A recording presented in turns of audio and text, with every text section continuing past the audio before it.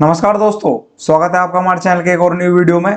दोस्तों, इस वीडियो में हम आपको बताने वाले हैं एक नई स्टाफ नर्स और एएनएम की वैकेंसी के बारे में।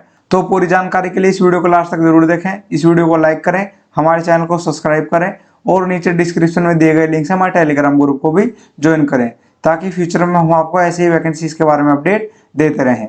दोस्तों, आप अपनी स्क्रीन पर डिस्ट्रिक्ट जामताड़ा झारखंड की ऑफिशियल वेबसाइट को देख सकते हैं।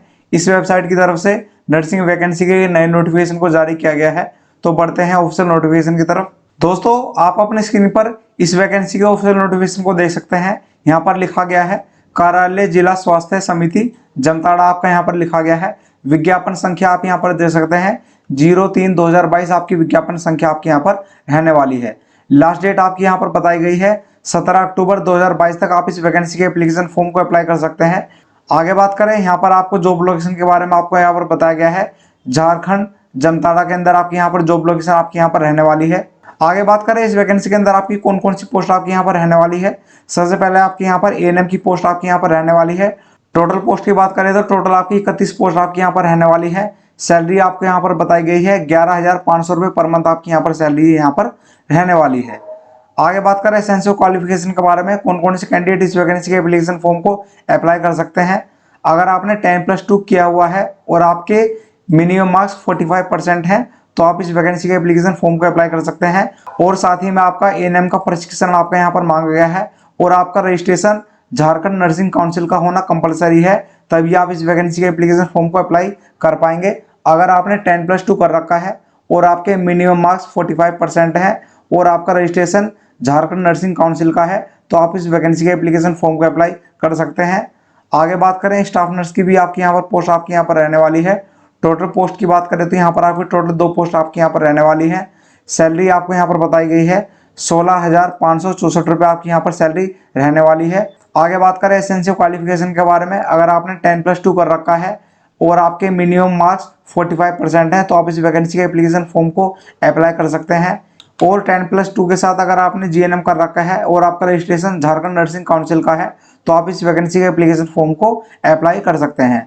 आपके यहाँ पर टोटल 2 पोस्ट के लिए आपके यहाँ पर वैकेंसी यहाँ पर रहने वाली है। एएनएम की पोस्ट के लिए और स्टाफ नर्स की पोस्ट के लिए आपके यहाँ पर वैकेंसी रहने वाली है।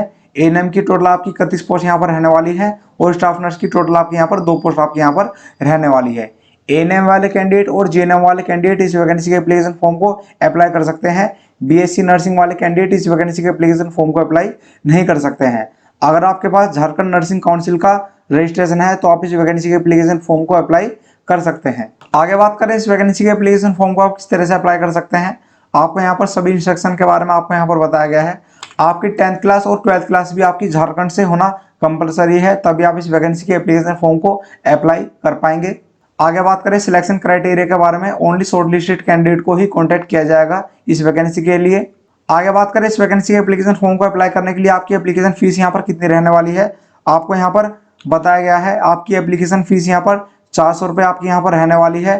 अनुसूचित जनजाति और अनुसूचित जाति के लिए आपके यहाँ पर 400 रुपये फीस आपके यहाँ पर रहने वाली है। बाकी सभी कैटेगरीज के लिए आपके यहाँ पर 200 रुपये फीस आपके यहाँ पर रहने वाली है। आपको इस एप्लीकेशन फीस का यहाँ पर डीडी आपको यहाँ पर बनवाना होगा। डीडी आपको यहाँ पर बताया गया है सिविल सर्जन सह सचिव जिला स्वास्थ्य समिति जामताड़ा के फेवर में आपको यहाँ पर डीडी आपको यहाँ पर बनवाना होगा। आपको यहाँ पर लास्ट डेट के बारे में बताया गया है 17 अक्टूबर 2022 शाम 5 बजे से पहले आप इस वैकेंसी के एप्लीकेशन फॉर्म को अप्लाई कर सकते हैं। आपके इस वैकेंसी के एप्लीकेशन फॉर्म ऑफलाइन ही अप्लाई होंगे, ऑनलाइन एप्लीकेशन फॉर्म आपका कोई भी अप्लाई नहीं किया जाएगा।